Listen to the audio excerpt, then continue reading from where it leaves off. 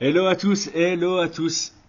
Oumar Sy, les débuts à l'UFC, parfait. Masterclass, rien à dire. Tokos n'a rien fait. Il n'a rien fait du tout. Et ça en dit long. Oumar Sy est venu. Il a montré qui il était dans ses débuts à l'UFC. Alors ça a été compliqué pour lui. 2 changements d'adversaire. Tokos à 3 jours près. Heureusement pour lui, Oumar était super bien préparé. Alors évidemment, petit bémol, c'est jamais une belle image de rater sa pesée lors de ses débuts à l'UFC, mais il se rattrape avec une incroyable performance. Il est venu avec sa stratégie. Il l'a imposée face à une ceinture noire de Jiu-Jitsu. Il l'a soumis dans le premier round. Tokos n'a rien montré. Il n'a rien pu faire. Il avait Oumar sur lui. Il a directement passé la garde. Dès le moment où il a commencé à exploser son dos, Oumar est parti prendre le dos, premier crochet, étranglement avec un mauvais angle. C'est pas passé loin. Il réajuste. Il va finaliser son étranglement en fin de première reprise. C'est une performance sans déchet. C'est une performance sans déchet. Et comme on l'avait dit avec Brian, Oumar, typiquement, c'est le combattant qui doit rester spécialiste. Il a beaucoup à gagner à devenir un combattant complet, mais je pense qu'il a beaucoup plus à gagner dans sa carrière à être et à rester un spécialiste. C'est un lutteur grappleur. Il l'a prouvé ce soir. Il y a un chemin vers les sommets dans cette division avec ce profil. Il a le naturel pour, il a le physique pour, il a l'air de bien s'entourer. Il progresse vraiment. Parce que là, les gars, le mec est ceinture bleue. Oumar Sy, si je me suis bien renseigné, il est ceinture bleue en Jiu-Jitsu. Il vient de s'imposer au sol contre une ceinture noire. Alors on le dit tout le temps, hein, il y a une grosse différence. Le kimono, les règles ne sont pas les mêmes, il y a les frappes, mais là Oumar Sy, il n'a même pas utilisé de frappe. Il a juste dominé.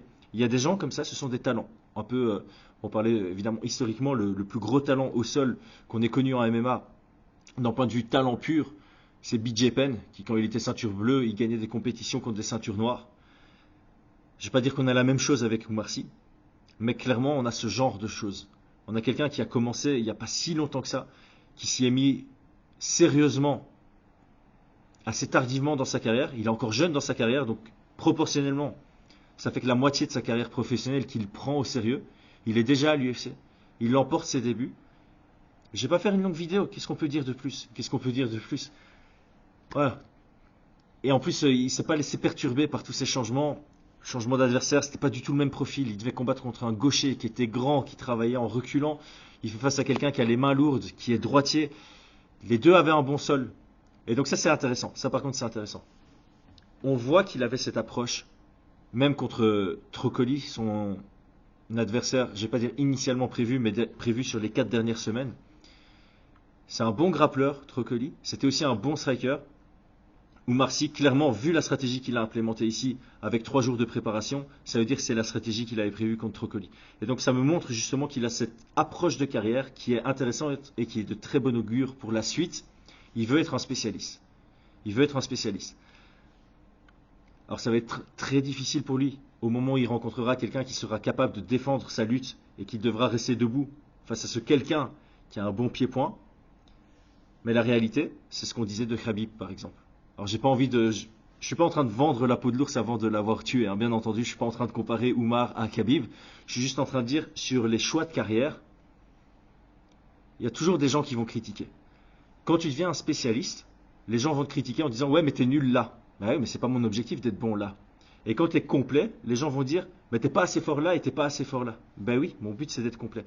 Donc, en début de carrière, c'est important de faire ce choix. Qu'est-ce que je veux être comme combattant? Je vais avoir un domaine de prédilection, je vais être un spécialiste, je vais être fort partout, je vais être moyen partout avec un meilleur. Voilà, ça se décide très tôt, et c'est mieux quand ça se décide très tôt. Et ici, Oumar Sy, il me semble avoir fait cette décision, avoir pris cette décision, et elle me semble judicieuse par rapport à son naturel, on va dire. Ça va être un combattant naturel, ça va être un combattant instinctif. En tout cas, moi, je voulais faire cette rapide vidéo après Fury contre Usyk.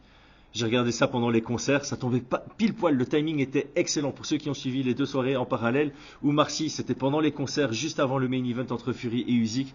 Et voilà, petite vidéo, parce que ça vaut la peine de prendre ce temps, de continuer à me fatiguer, juste pour féliciter et remettre du crédit sur cette superbe victoire de Oumar Sy. J'ai hâte de voir la suite. Il est encore jeune dans sa carrière. Il peut combattre... Ah, UFC Paris, c'est parfait en fait. UFC Paris, c'est parfait, c'est dans 4 mois.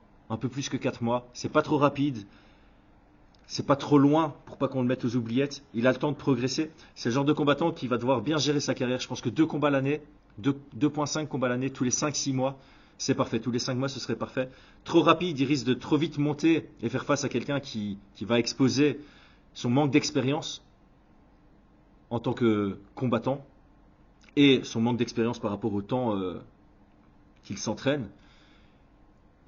Et il ne peut pas combattre une fois tous les ans, sinon on va chaque fois le mettre aux oubliettes et il ne va pas monter assez rapidement. Donc il doit trouver ce juste milieu.